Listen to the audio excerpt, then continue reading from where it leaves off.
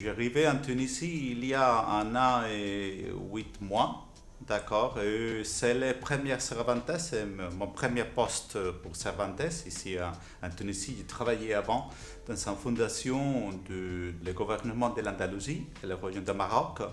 On travaillait des trucs culturels surtout, linguistiques. C'est pareil à Cervantes, mais c'est plus centré au Maroc. J'ai travaillé là-bas pour 15 ans.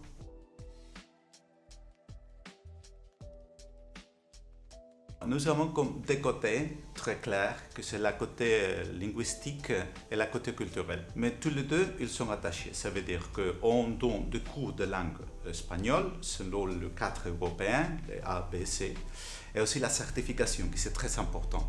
C'est une certification, c'est le diplôme officiel d'espagnol comme langue étrangère que l'Institut Cervantes donne au nom du ministère de l'enseignement et de la formation professionnelle de l'Espagne.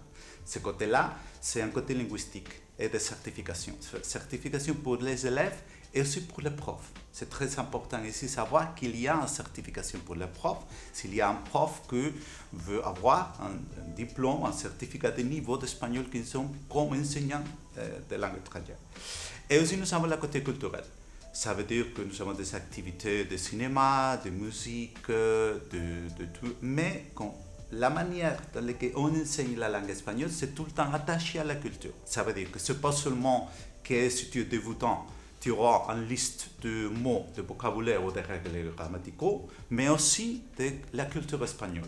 Le peinture, le flamenco, la nourriture et tout ça. Non? Ce sont les deux grands côtés. Et on peut ajouter un troisième que c'est la bibliothèque. La bibliothèque Cervantes, nous avons 88 centres autour du monde dans 45 pays. Et nous avons la réseau le plus grand des bibliothèques en espagnol du monde. Donc aussi, notre travail, c'est justement de gérer cette fonds bibliographique et de faire des présentations de livres et des trucs pareils.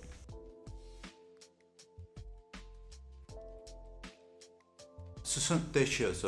Le côté de cours d'espagnol, nous sommes très contents parce qu'il y a un énorme intérêt de le tunisien pour l'espagnol. On a trouvé ça sur tous les niveaux.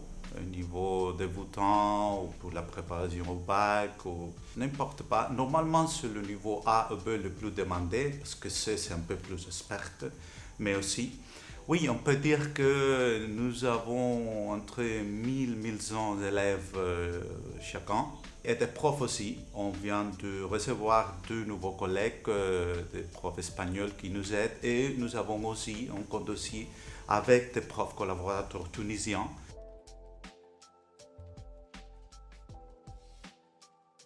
Il y a des gens que vraiment, ils m'ont dit, je ne sais pas pourquoi, je tombé amoureux de l'Espagne. Peut-être le foot, peut-être le football, Real Madrid, Barcelone, peut-être la nourriture, peut-être le flamenco. Il y a comme une coupe de foot et je veux apprendre l'espagnol. Il y a des autres qui sont pour des raisons professionnelles, parce qu'ils veulent travailler en Espagne, étudier en Espagne.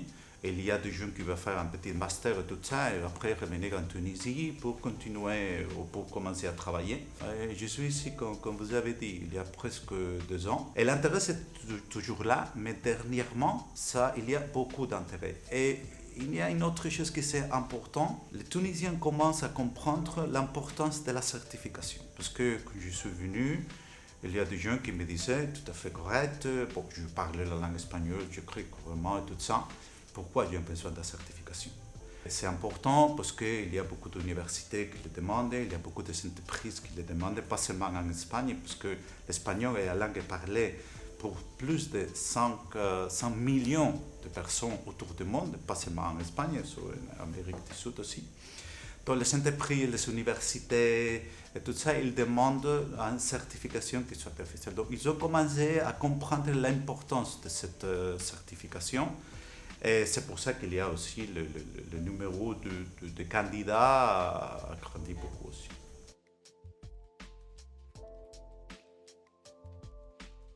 Nous sommes partis de l'ambassade d'Espagne, d'accord, et l'ambassade a aussi un côté, une section culturelle dont on se voit régulièrement.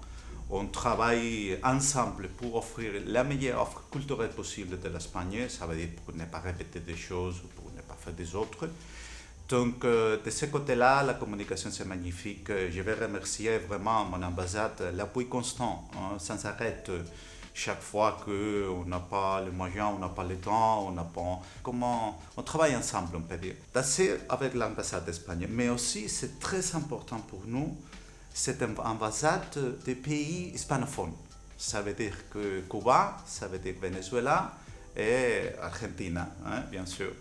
Donc de ce côté-là, on a fait déjà quelque chose avec, avec Cuba. Par ailleurs, notre bibliothèque, elle s'appelle Dulce María Loina, c'est la poète cubaine. Et on a fait un petit hommage l'année passée avec Madame l'ambassadrice. C'est très sympa, elle va quelqu'un qui est entré en ligne depuis La Habana.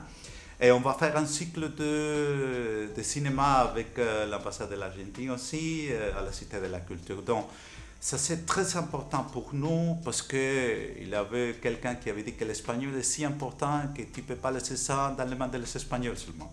D'accord? Donc, il faut s'appuyer aussi dans ces pays hispanophones qui ici sont, comme je dis, l'Argentine, Venezuela et Cuba. Et avec des autres ambassades, bon, nous avons une relation extraordinaire avec la France, avec la Suisse, avec aux États-Unis, avec presque toutes les ambassades, parce que on travaille, pour nous, c'est très important de travailler avec le tissu culturel local.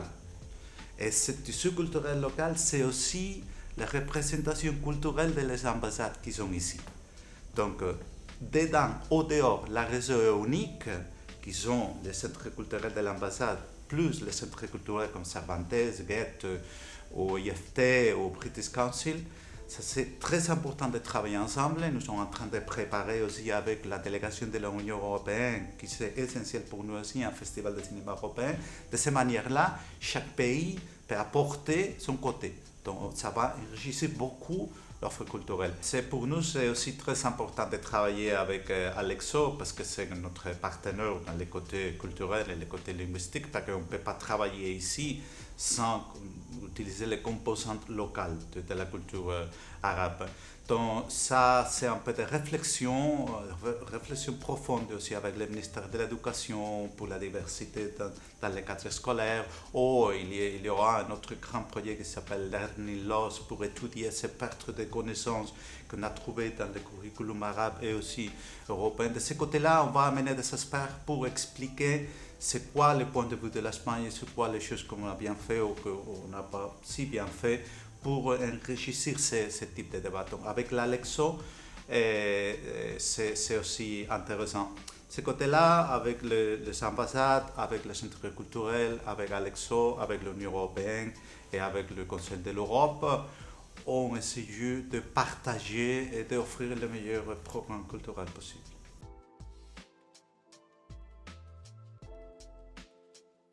Depuis les premiers jours, pour moi, les Tunisiens ils sont très gentils.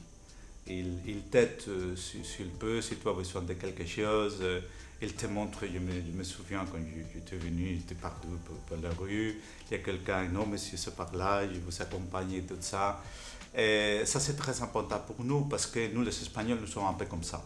Hein, d'accord. Surtout, c'est très pareil, la culture du sud de l'Espagne. En fait, de toute l'Espagne, mais aussi du sud de l'Espagne pour la présence arabe là-bas, très gentil. Ça me donne aussi qu'il connaît beaucoup de choses de l'Espagne, à part de paella, flamenco, Real Madrid et Barcelone. Il connaît beaucoup de choses, beaucoup d'écrivains, beaucoup de films de cinéma, dans le côté culturel.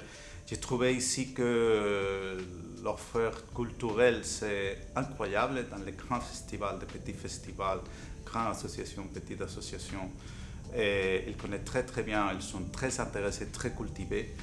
Et sur la nourriture, bon, j'adore. Hein? La mechouilla, j'adore, le couscous, les briques, mon Dieu, c'est... Désolé d'être si clair, mais j'adore. C'est vrai que les plats sont grands, hein? Il faut faire attention. Mais c'est varié. Bon, pour nous, les Espagnols, il faut faire attention à la harissa. Nous ne sommes pas très habitués à manger tous les choses si piquants, mais c'est varié, c'est intéressant. Le poisson ici, c'est extraordinaire, fraîche. Et bon, j'ai eu aussi l'occasion de voyager un peu pour la Tunisie. Et bon, j'ai adoré El Djem. El Djem, c'est une chose.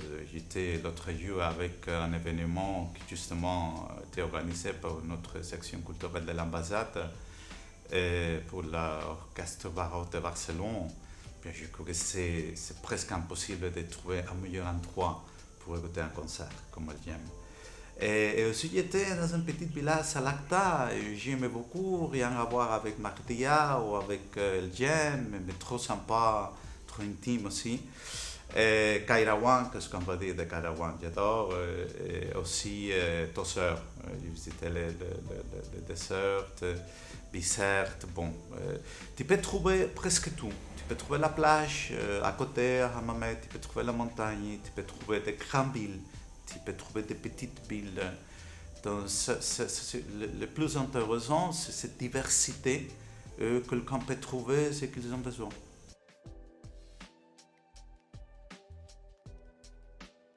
Por último, ese mensaje en español, pues nada, agradeceros a Vir y a todo el equipo de Tuniscope pues la oportunidad de poder hablar con vosotros, extenderos esa invitación que hacía a todos los tunecinos a que participéis en nuestras actividades, en nuestros cursos. Por supuesto, también os seguimos mucho en redes sociales y en todo lo que publicáis. Las redes sociales también son muy importantes aquí en Túnez, sobre todo para los jóvenes.